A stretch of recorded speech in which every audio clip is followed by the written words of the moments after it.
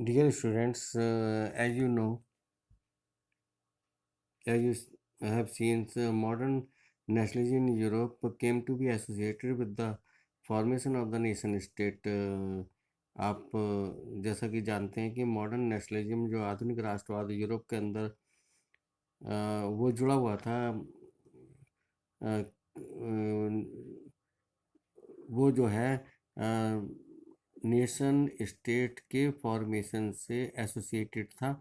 Modern nationalism that create in Europe, it connected with the formation of the nation state. It also meant changing people's understandings of who they were and what defined their identity. और इसका मतलब ये है कि लोगों के जो mind setup था that start changing and peoples start defied their identity. लोग जो हैं अपने आइडेंटिटी को पुनर्भाषित करने लगे, डिफाइन करने लगे, पुनः परिभाषित करने लगे। और ये पीपल की जो समझ थी कि वो क्या है, they start thinking and they defined their identity and the sense of belonging. और अपनी सेंस ऑफ बिलोंगिंग को जो है कि वो किसके साथ जुड़े हुए हैं उसको डिफाइन करने लगे। New symbols and icons, new song and ideas for the new link and defined the boundaries of the community. New symbols और आइकॉन्स, नए संकेत और आइकॉन्स और new songs and ideas. Forge means बनना, फौज बनने लगे, न्यू बनाने लगे कि नए लिंक बनाने लगे। और जो कम्युनिटीज थी उनके बाउंड्रीज को वो परिभाषित करने लगे। In most countries the making of this new national identity was a long process. In most of the countries the making of this new national identity, जो ये राष्ट्रीय पहचान थी, इसका जो ये बन रही थी, ये this is not prepared, this is not build in a few days, but it was a long process. ये एक लंबा प्रोसीजर था। How did the consciousness emerge in India, ये सचेतता लोगों में कैसे आई, भारत में किस तरह से स्प्रेड हुई कि जो है they must form their own nation state in India as in many other colonies. जैसे कि भारत में और दूसरी अदर कॉलोनी में जो modern nationalism it was intimately connected to the anti colonial movement.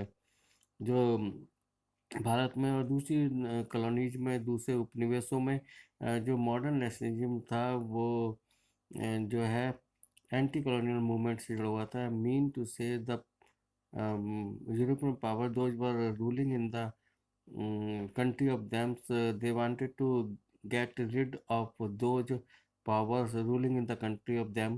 They wanted to form their own nation state. Then we can say that growth of the modern nationalisms, जो modern nationalism की बढ़त थी वो anti colonial movement से जुड़ी थी। People start discovering their unity in the process of their struggles with colonisms. लोग जो है अपनी पहचान को, अपनी यूनिटी को, एकता को डिस्कवर करने लगे कि वो जो है they are fighting, they are battling, they are going to fight with colonisms. वह उपनिवेश से लड़ाई कर रहे हैं। अपने उस स्ट्रगल्स में लोग जो है अपनी यूनिटी को देखने लगे। The sense of being oppressed under the colonialism provided a shared bond that tied many different groups together. The sense of being oppressed, जो whatever the oppression done by the Britishers ruling in India under the colonialism, it provide a share bond. इसने जो है एक साझा बंधन जो है तैयार किया in between the different caste and religions. that tied many different group together. इसने अलग अलग ग्रुप को, अलग अलग धर्म के लोगों को जो है साथ साथ जोड़ दिया। जो अ, दमन ब्रिटिशर की तरफ से किया जा रहा था कॉलोनियल रूल के अंतर्गत। It provide it provide share bonds. इसने एक सभी धर्मों और जातियों के बीच में एक साझा बंधन तैयार किया, और इन्होंने अलग अलग ग्रुप के लोगों को जो है पार्ट अलग अलग ग्रुप के लोगों को जोड़ दिया। But each class and group felt the effect of the colonialism differently. लेकिन हर क्लास और ग्रुप ने जो कॉलोनिज्म के प्रभाव थे वो अलग अलग तरीके से महसूस किए, एक्सपीरियंस किए। Their experience varied. उनके एक्सपीरियंस जो थे वो अलग अलग थे, वेरिड थे, फ्लक्चुएटेड थे। And their notion of freedoms, और जो उनकी स्वतंत्रता का संकेत जो था, it was not always in the same. वो हमेशा समान नहीं रहा। The Congress under the Mahatma Gandhi, Congress जो महात्मा गांधी के अंडर लीडरशिप में जो देश को इंडिपेंडेंट बनाने की कोशिश कर रही थी, it try to forge this group together. इस जो कांग्रेस थी जो महात्मा गांधी के अंडर में वर्क कर रही थी देश को इंडिपेंडेंट करने के लिए, इस कांग्रेस ने जो है सभी अलग अलग ग्रुप के लोगों को फॉर्ज किया, जोड़ दिया टुगेदर विद वन मूवमेंट। एक मूवमेंट के अंतर्गत जोड़ दिया। But the unity did not emerge without conflicts. लेकिन जो यूनिटी है वो बिना संघर्ष के नहीं आती है। In the earlier textbook, you have read about the growth of the nationalism in India up to the first decade of the 20th century। पहली अर्लियर टेक्स्ट बुक में आपने ये पढ़ा था कि जो राष्ट्रवाद की बढ़त भारत में जो हुई वो 20th सेंचुरी के फर्स्ट डेकेड में हुई।